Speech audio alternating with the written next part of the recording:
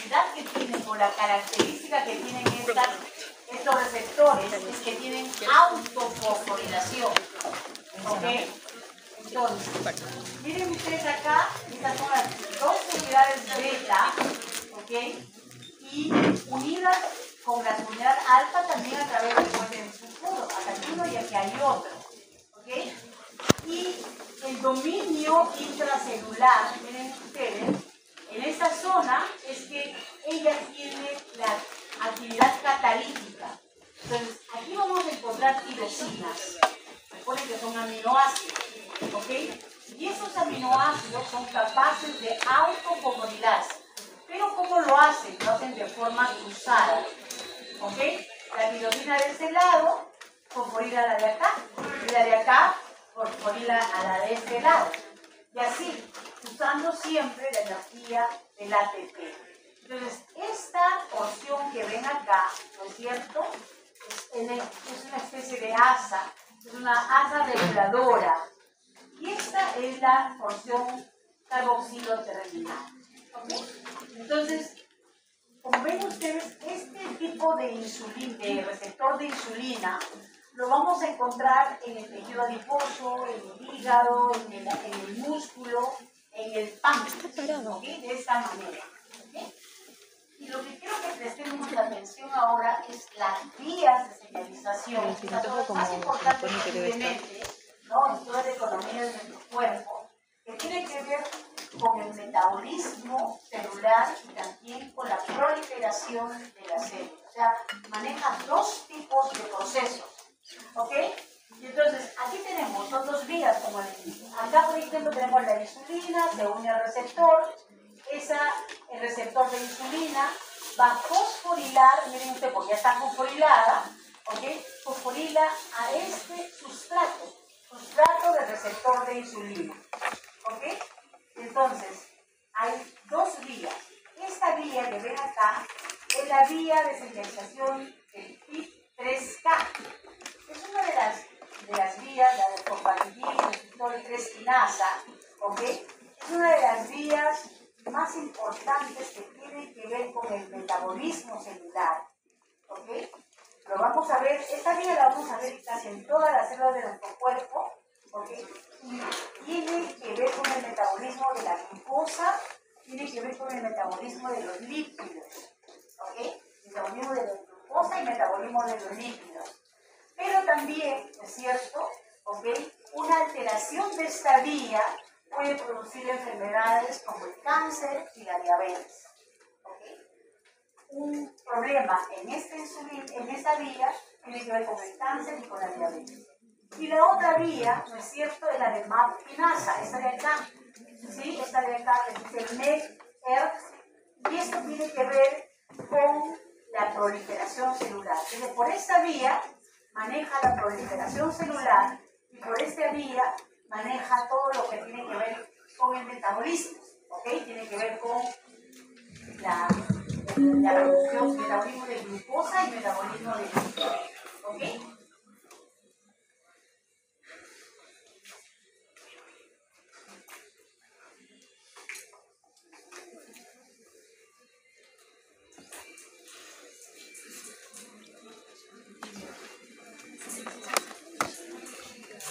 Ok.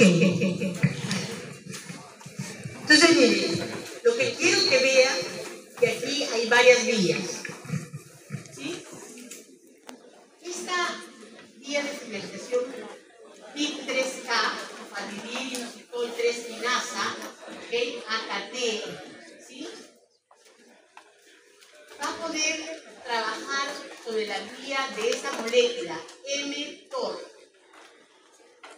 El mTOR es una proteína que tiene que ver con la proliferación de las células y con la síntesis de lípidos y proteínas.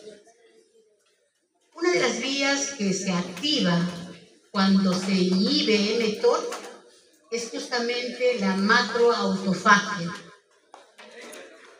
¿Qué cosa es la macroautofagia? La macroautofagia es la fagocitosis de las mitocondrias, de algunas otras organelas de la célula cuando hay problemas de inanición, ¿sí? Cuando hay estrés, ¿sí? son procesos que han sido descubiertos hace muy poco y que se conoce toda la vida cómo se regulan esta macroautofagia. ¿Ok? Luego, miren ustedes, tiene que ver con la síntesis de lípidos, pero aquí una de las cosas que ustedes están viendo, que estas rayitas que están entrecortadas, tiene que ver con la inhibición de la gluconeogénesis. Pero la inactivación de la gluconeogénesis activa la síntesis de glucógeno, pero a partir de glucosa, ¿ok? Y aquí también está diciendo que inhibe la lipólisis, ¿ok? ¿Qué cosa es la lipólisis? La degradación de los lípidos. Entonces, si inactiva la lipólisis, quiere decir que activa la síntesis de lípidos, ¿no es cierto? Por eso es que eso es lo que hace justamente la insulina. Recuerden, ¿qué hace la insulina? Que entre el azúcar a las células, ¿no es cierto? ¿Para qué? Para que forme glucógeno, ¿sí? Y en este caso también activa la toma de la glucosa, es decir, que entre glucosa por los GLUT, justamente, ¿recuerdan los GLUT? ¿Ok? Para que se produzca la síntesis de glucógeno. ¿Ok? Entonces, eso hace la vía metabólica. Y vamos a estudiar cómo lo hace. ¿Ok? A ver, aquí sí tienen que poner sus sentidos bien atentos. ¿Okay? Miren ustedes, aquí está la insulina, el receptor de la insulina, llega a la insulina, lo activa y al activarse se autofosforila.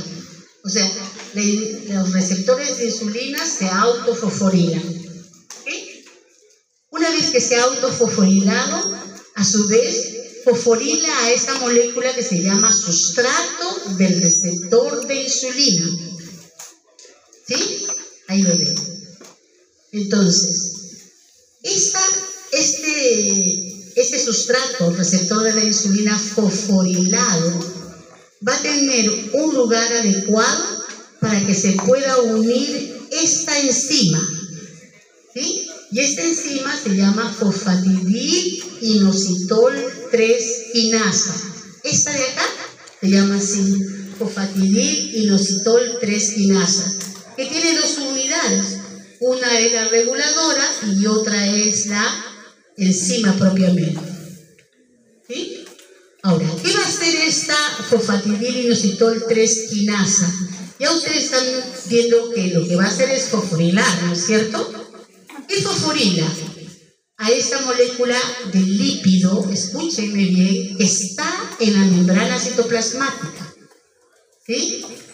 Al PIP4,5-difosfato, que lo va a convertir en PIP3, ¿no? El PIP3 sería fosfatidil-inositol 3,4,5-fosfato, 3-fosfato, ¿ok? Y eso es lo que está haciendo justamente esta molécula que está aquí.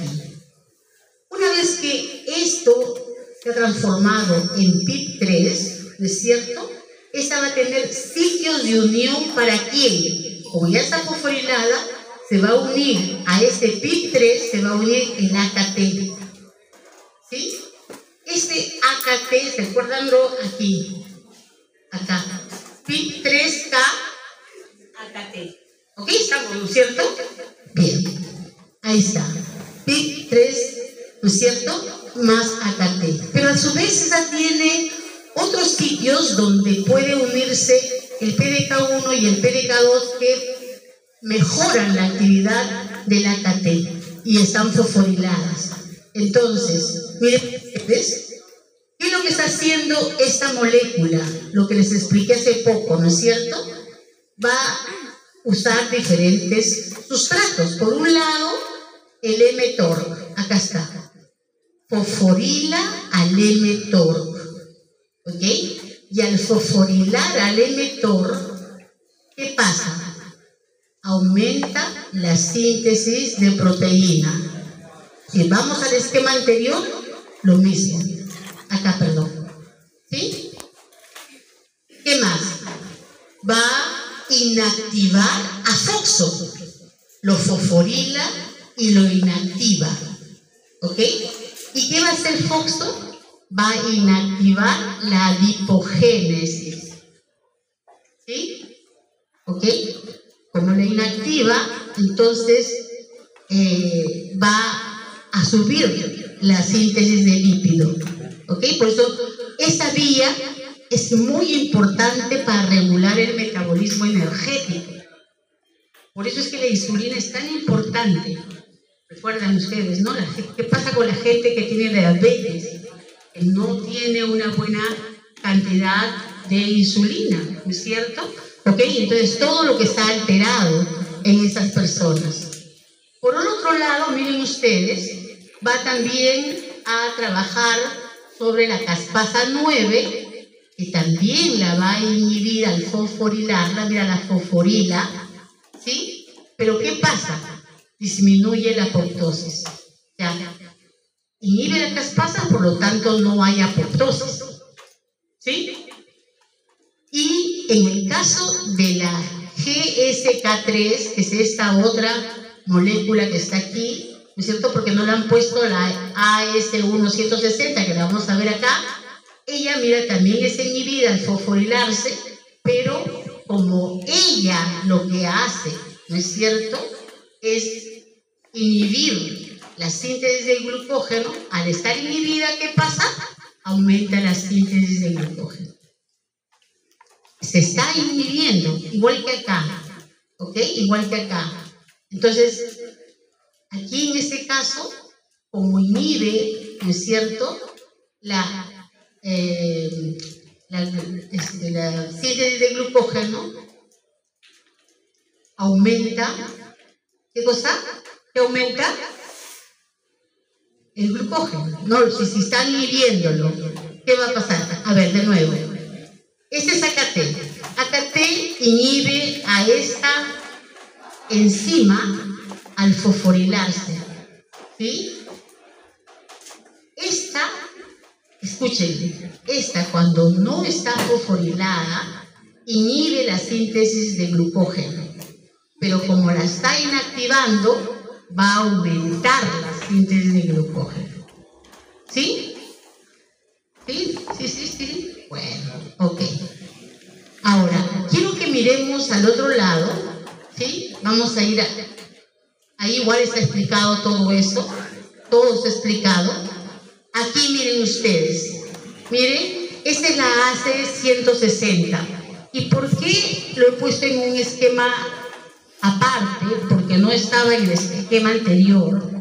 Porque lo que hace, miren, el AKT igual está fosforilando la AS160 y lo está inhibiendo. Miren, lo está inhibiendo. Pero cuando ella está activa, impide que estas vesículas que tienen los GLUT salgan hacia la membrana citoplasmática. Pero como la está inhibiendo, ¿ok?, activa a esas moléculas que se llaman RAP-GTP. Y RAP-GTP tiene que ver con la movilización de vesículas. Y todavía no hemos visto eso, por eso de repente no lo podemos entender, pero lo vamos a entender cuando hablemos después de retículo endoplasmático. ¿Ok? Pero en este caso, este RAP-GTP va a trasladar esas vesículas que tienen en su membrana citoplasmática estos transportadores de glucosa y los va a exhibir en la parte de la membrana citoplasmática. ¿Y esto qué va a mejorar? La entrada de glucosa. ¿Se dan cuenta? ¿Ok? Entonces, cuando la célula ya no necesita estos GLUT, entran a la célula y la célula los digiere. ¿Okay? Porque los aminoácidos son necesarios para formar otro tipo de moléculas. Así es la célula. O sea, la célula no todo el tiempo tiene sus receptores en su superficie o en donde tengan que estar. los va a exponer en el momento que ellos lo necesitan, pero hay vías de señalización que hacen ese proceso. Entonces, esto es lo mismo, miren, otra vez, la insulina se une al receptor de insulina, se fosforilan las tirosinas, ¿no es cierto? Se autofosforila, la autofosforilación es cruzada, ¿ok? Estas a su vez van a fosforilar al sustrato del receptor de insulina y tiene lugar apropiado para que se una el fosfatidil-inositol 3-quinasa. Este fosfatidil 3-quinasa lo que hace es transformar el PIP2 que está en la membrana citoplasmática a PIP3. Y este ahora, ¿no es cierto?, tiene la capacidad de unir a PDK. Y este PDK une a la AKT, lo mismo que hemos visto anteriormente. Y están todas las vías nuevamente. BCL, igual que FOXO, ¿no es cierto?, tienen que ver con la apoptosis. Que caspasa 9, ¿no? BCL2 y caspasa tienen que ver con la apoptosis, ¿sí? ¿Ok? Por eso es que ellas inhiben la apoptosis. ¿Okay? Todas están fosforiladas, todas van a ser fosforiladas, ¿ok? Entonces, eso es lo mismo. Y aquí justamente les explica lo que justo les estaba explicando acá. Este RAP, ¿no es cierto? ¿Ok? Como está en forma de GDP, pasa a GTP y ahí recién puede ser trasladada la vesícula hacia la superficie de la célula. Bien, entonces esos son los receptores de superficie. Y uno de los ejemplos más importantes es el de la insulina, ¿ok? Que es un receptor tirosina quinasa, no se olviden, ¿sí? Ahora vamos a ver los receptores intracelulares. Entonces, aquí, ¿no?, ya les dije que esos receptores podrían estar en el citosol de la célula o en el núcleo propiamente. Pero ¿qué tipo de hormonas, mejor dicho, qué tipo de señales son las que van a activar a estos receptores? Las hormonas esteroideas, ¿no es cierto?, los psicosanoides, los hormonoides, las hormonas tiroideas, etc. Y también los gases, o sea, los gases también tienen su receptor intracelular. Entonces, porque recuerden ustedes que esas pueden entrar libremente a través de la membrana, ¿no es cierto? Pero también les dije algo que es importante, siempre finalmente termina activando genes, ¿ok? Van a activar genes o van a inhibir genes, pero siempre terminarán actuando dentro del núcleo, ¿ok? Entonces, miremos cómo es el receptor. Aquí ven ustedes el receptor intracelular. Tiene ciertos dominios. Tiene un dominio acá donde se une a una proteína inhibidora. Es decir, cuando el receptor está inactivo, está inhibido por una proteína. ¿Okay? Está inhibido por una proteína. Luego tiene el dominio donde se va a unir al ligando. Aquí, miren. Tiene un dominio que le va a permitir unirse al DNA. Y tiene un dominio de activación de la transcripción, porque recuerden que si llega hasta el núcleo y se posa sobre el DNA, va a activar la transcripción. ¿Qué es transcripción?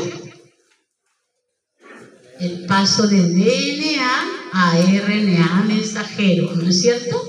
Ok. Entonces miren, ese es el receptor inactivo.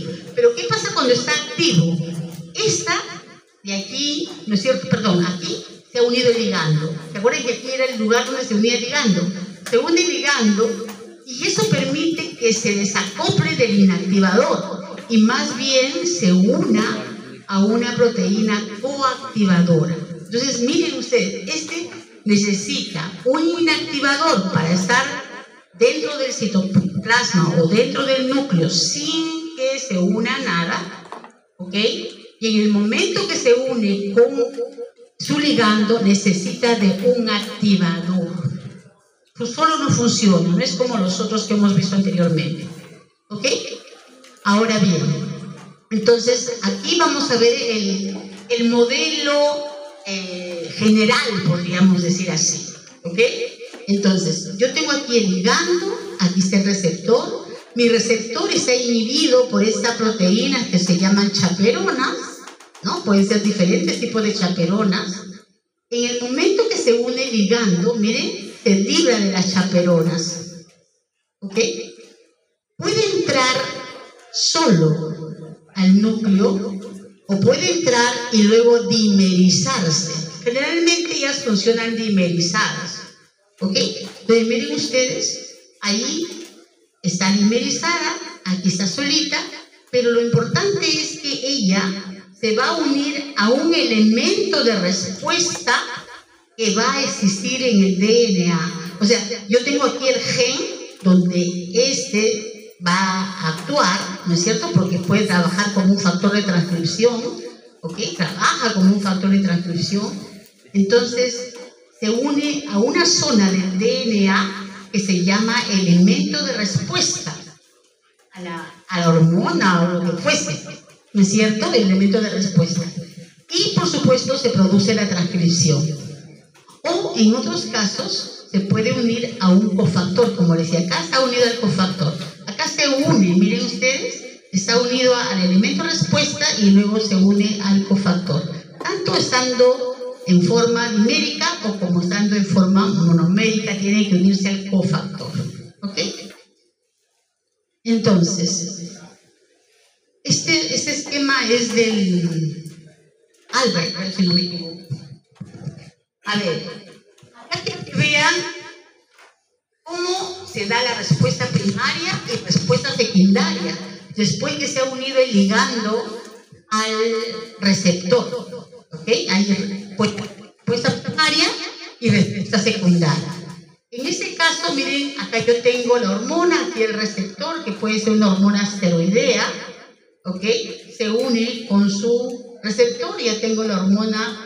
Pero no se olviden, siempre el receptor está inhibido por alguna molécula, ¿no? Alguna proteína inhibidora, ¿sí? Aquí se une, ¿sí? Y este directamente entra al núcleo, ¿no es cierto? Y se coloca sobre el elemento receptor, recuerdan ustedes, ¿ok? ¿Sí? Y activa los genes. Y esos genes, inmediatamente como respuesta, ¿no? Van a dar, como respuesta primaria, van a permitir la transcripción de los genes que tengan que ver con cierto tipo de proteínas, ¿no?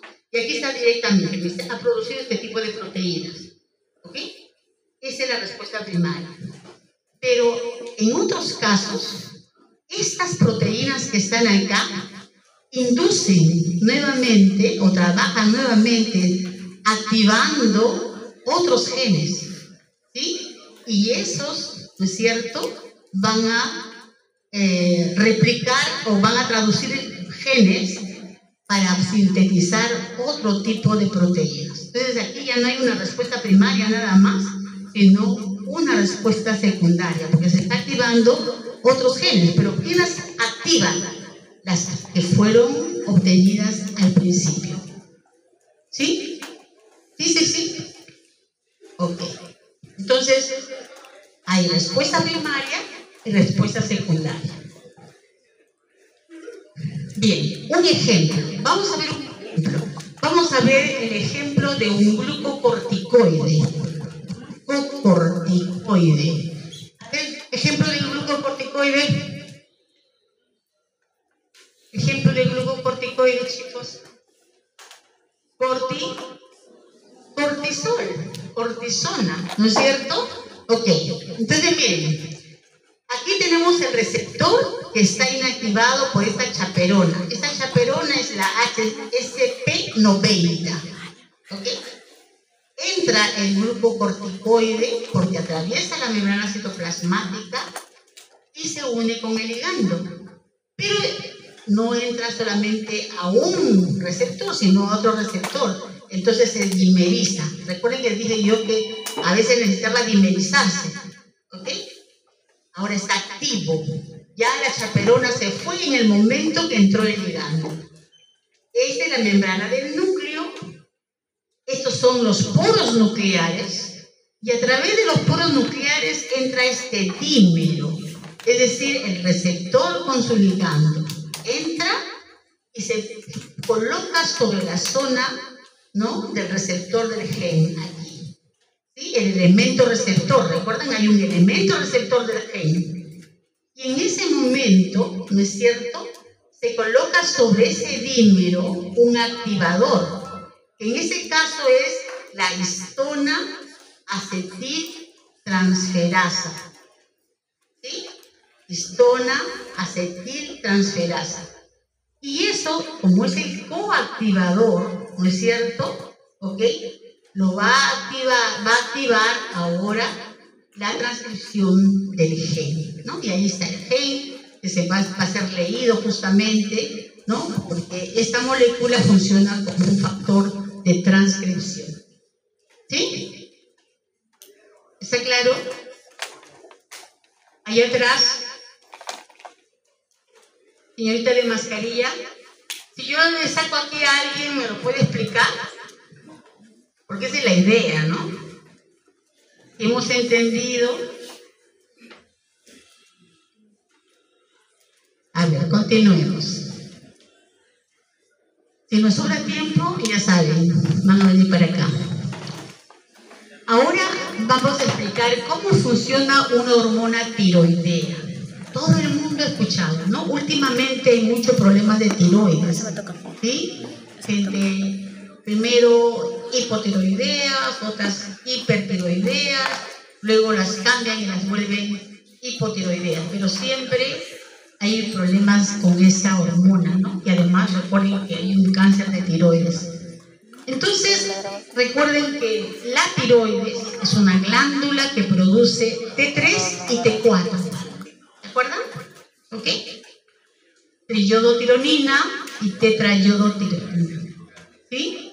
Entonces, las células, ¿sí?, generalmente la mayor parte de las células tienen receptores para ambos, o mejor dicho, no tienen receptores, sino tienen canales para la entrada de estas moléculas, del T3 y del T4. ¿Miren ustedes? ¿Ok? Son transportadores. ¿Se acuerdan? Son los transportadores, porque moléculas como esta necesitan de un transportador. ¿Ok? ¿Se acuerdan? Un carrier. ¿Cuál es la diferencia de un canal con un transportador? El transportador cambia de conformación química en el momento que se une con el ligando y luego cuando libera el ligando hacia la parte interior de la célula. La historia es que entra T4, ¿no es cierto? ¿Ok? Y el T4, miren ustedes, es desdoblado por una enzima, la deiodinasa, en T3 y T1, ¿no es cierto? Deja un residuo afuera. Y este T3, el T3 es el activo, no el T4. El T3 ingresa al núcleo, por los poros, por supuesto, ¿ok? Ingresa al núcleo, miren, y el receptor ya no está en el citosol, como en el caso que hemos visto del cortisol, ¿sí? El receptor está dentro del núcleo. Pero miren cómo estaba antes que entre el T3. Aquí, miren ustedes, aquí está el receptor de la tirosina, que es esta que está aquí, ¿no es cierto? Y esta molécula que ustedes ven acá es el receptor X-retinoico. Siempre está unida con este tipo de molécula, receptor X-retinoico. Y a su vez, este dímero está reprimido por este correpresor. Este correpresor que ustedes ven acá, ¿no es cierto?, ya no es la histona acetiltransferasa, sino más bien es histona desacetilasa, o sea, la que quita los acetilos aquí. ¿Miren? ¿Ok? Miren. Ya no acetila, sino desacetila. ¿No es cierto? ¿Ok? Miren ustedes, aquí está inhibida. Acá está el receptor, ¿no? El elemento receptor del receptor de tirosina. Aquí está el promotor, esto lo van a estudiar más adelante. Acá está el promotor y acá está el gen blanco para esta tirosina, ¿ok? Y aquí está toda la maquinaria para poder transcribir el gen. Entonces, en el momento que entra T3, miren ustedes, ¿qué va a pasar? Entra al receptor TR. Pero ese receptor TR se queda, como no se dimeriza con una igual que ella, está dimerizada, sí, pero con él, ¿qué cosa se llamaba esta? ¿Cómo se llamaba? El receptor de X-retinol, ¿no es cierto? Esta de acá, miren ustedes, ahí están unidas. Y en ese momento el correpresor sale y entra el coactivador. Y el coactivador es el mismo que habíamos visto anteriormente, histona acetiltransferasa, ¿ok? Y eso ahora sí activa la transcripción del gen. Entonces comienza a transcribirse el gen, ¿no? Blanco para esta T3. ¿Sí? Antes que te termines de dormir. A ver,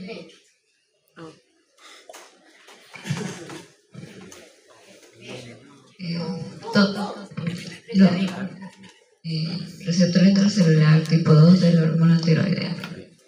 Los receptores de hormonas tiroideas actúan como factores transcripcionales que regulan una amplia variedad de genes. Las hormonas tiroideas, sin ligando a menudo como un heterodímero con receptor retinoico X, se une a un elemento de respuesta de la hormona tiroidea en el ADN y luego recluta correpresores y sus histonas desasas asociadas. Por lo tanto, reprimen la expresión genética. La unión T3 al dominio de unión al ligando promueve un cambio conformacional en la hormona tiroidea que conduce a la liberación de correpresores y al reclutamiento de coactivadores y histonas acetiltransferasas asociadas. Esta alteración en la unión del cofactor conduce al reclutamiento de la polimerasa 3 y al inicio de la transcripción genética. Polimerasa 3 tiene que ver con la transcripción, ¿no es cierto? Activan todo ese sistema. Gracias. ¿Ok? ¿Se dan cuenta?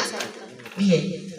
Entonces son dos formas diferentes, ¿no? Hemos visto la del cortisol, ¿no? Que se dimeriza afuera, ¿sí? Pero antes recuerden que ella estaba reprimida por una chaperona, ¿ok? En cambio, en la T3, ¿sí? La hormona tiene que entrar al núcleo porque el receptor con su inhibidor está sobre el gen, ¿sí? Está sobre el gen, pero está inhibido, por eso es que no funciona.